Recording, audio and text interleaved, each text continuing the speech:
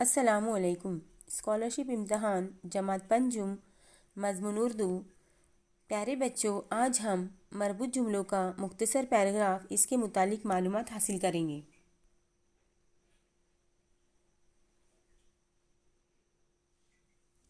آپ لوگوں کو یہاں پر جو ہدایتیں دی جا رہی ہے اس کو آپ کو یاد رکھنا ہے۔ نمبر 1، معنی یا مطلب کے لحاظ سے جو جملے باہم تعلق رکھتے ہیں انہیں مربوط جملے کہتے ہیں۔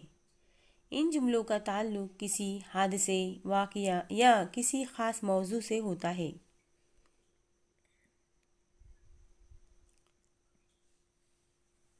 سوال حل کرتے وقت جملوں کو یکسوئی سے پڑھیے۔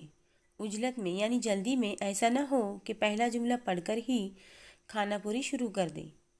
اس سوال میں کم از کم 3 جملے دیے جاتے ہیں۔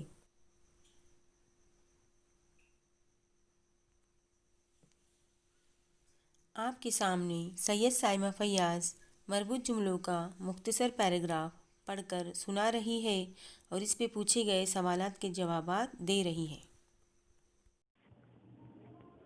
ذیل کے مربوط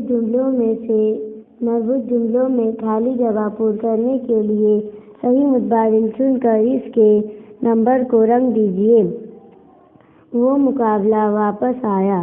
یہاں پر متبادلات تھے: نمبر 1 ہار کر، نمبر 2 جیت کر، نمبر 3 چھوڑ کر، نمبر 4 برابری پر کر کے۔ یہاں پر نمبر 2 جیت کر صحیح جواب ہے، اس لیے ہم نمبر 2 والے دائرے میں رنگ بھریں گے۔ سب نے اسے دی۔ یہاں پر متبادلات تھے: نمبر 1 تسلی، نمبر 2 دعا، نمبر 3 مبارکباد، نمبر 4 آواز۔ یہاں پر نمبر 2 دعا صحیح جواب ہے، اس لیے ہم نمبر 2 والے دائرے میں رنگ بھریں گے۔ اس کی آنکھوں میں تھے۔ یہاں پر متبادلات تھے: نمبر 1 غم کے آنسو، نمبر 2 پانی کے قطرے، نمبر 3 خوشی کے آنسو، نمبر 4 مایوسی کے آنسو۔ یہاں پر نمبر 3 خوشی کے آنسو صحیح جواب ہے، اس لیے ہم نمبر 3 والے دائرے میں رنگ بھریں گے۔ وہ بولا مجھے یہ اپنے استاد کی رہنمائی کے سبب حاصل ہوئی ہے۔ یہاں پر متبادلات تھے: نمبر 1 ناکامی، نمبر 2 مایوسی، نمبر 3 تحریک، نمبر 4 کامیابی۔